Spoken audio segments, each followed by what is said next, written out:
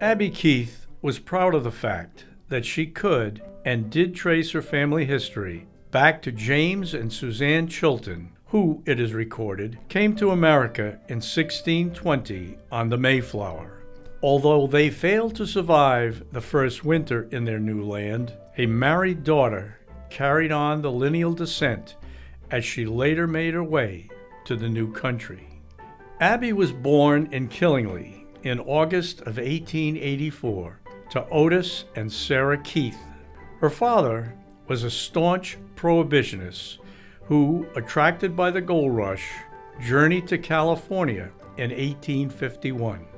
He returned to his farming roots in eastern Connecticut and became president of the Grove Street Cemetery Association in Putnam, which played a large role in the Keiths' local family history. In the early 1900s, the role that women played outside of the family structure was very limited, but this was not the path that Abbie Keith chose to follow. A description of her as a woman ahead of her time doesn't do proper justice to all that she accomplished during her 87 years, almost all of them in her beloved Putnam. The Graveyard Association was not an attraction for Abbie.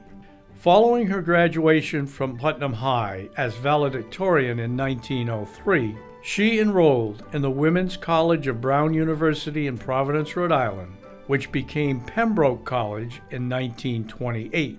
She achieved final honors in English, French, and German, was a recipient of a Phi Beta Kappa key, and graduated in 1908.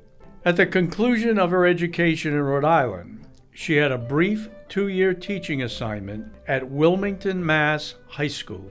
Abbie returned to her roots in 1910 and began a 42-year career teaching English in 3 different Putnam High School buildings. While Abbie was never married, she took her love and passion of the English language to the extreme, both in and out of the classroom.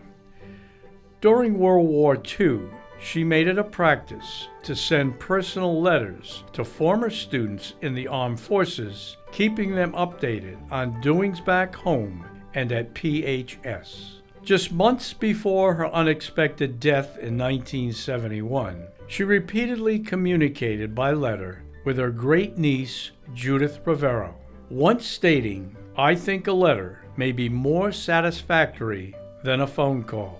And it was only fitting that there was an annual gift of a book at Christmas time, always signed to Judith from Abbie. A book every year. And sometimes it said, "Dear Judith," and then it was just Abbie. Sometimes it said Merry Christmas, but it was always signed, somehow or another. She fulfilled a lifelong dream of returning to Scotland to research family genealogy and to enrich her knowledge of some of her favorite authors, namely Sir Walter Scott. It was her influence that made reading Ivanhoe in English class a requirement for many Putnam students. With emotion, she also annually read portions of Scott's Lady of the Lake to her students. My dad was the football captain, so you know the kind of a student that he was. And when I said to him that I was going to be tutored by Miss Keith, he said to me, "Ha, Miss Keith." And I said, "Okay, what's going on?" And he said she'd read Lady of the Lake in front of the class, and then she'd cry. Ha! In addition to the classroom, she expanded her educational influence by being named the first Dean of Girls at Putnam High, in addition to maintaining her role as chair of the English department. Her contributions to Putnam High included initial faculty advisor to the Blue and White Banner, the school's literary publication, and The Pennant, an informal student newsletter. Twice, in 1944 and her year of retirement in 1952, the students dedicated their yearbook to honor her for her moral guidance and inspiration, which she provided during their formative years. William St. Odge was one of those students. he will join her tonight and be honored in this class of 2023. Aside from the years Abbie Keith devoted to her educational career, she contributed in so many other ways to her community. In the late 1950s, she was actively involved with 8 Putnam organizations. Among them, Secretary of Putnam Red Cross Chapter, founding member and regent of the local Daughters of the American Revolution, wrote the published history of the Putnam Baptist Church, and served on the Putnam High School Alumni Council for over 50 years. For those accomplishments, the annual town report of 1964 was dedicated in her honor. However, her major passion and a companion vocation was her long-standing involvement with everything associated with Putnam's public library, culminating with 30 years as chair, a period in which she never failed to attend a single meeting.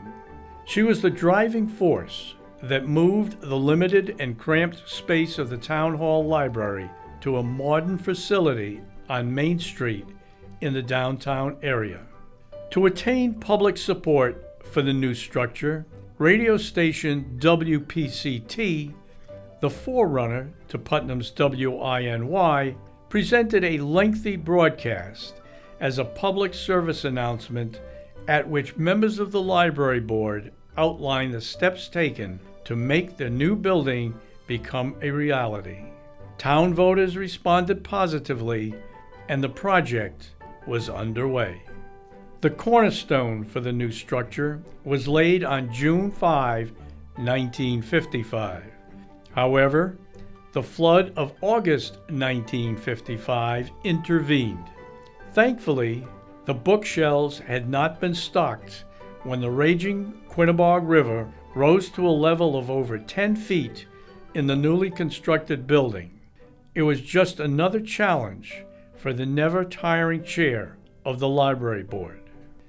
Abbie assembled a dedication program that brought together all of the major players in Putnam politics and education, added in diversified members of the clergy, included state and local speakers, all while being serenaded by the Putnam High School musical groups. The now refurbished building was ready for its official opening in December of 1956, and the 3-decade-long chairperson was ready to pursue other challenges. While Abbie disdained an association with the family's connection with Grove Street Cemetery as she mapped out her career path, she did eventually end up there upon her death in 1971. She did the best that she was capable of, which was a lot, for the betterment of the town of Putnam and the children in the town of Putnam. And she deserves that recognition for doing it. Her legacy at Putnam High School is still remembered each year with a presentation in her honor to the PHS senior with the highest average in English class.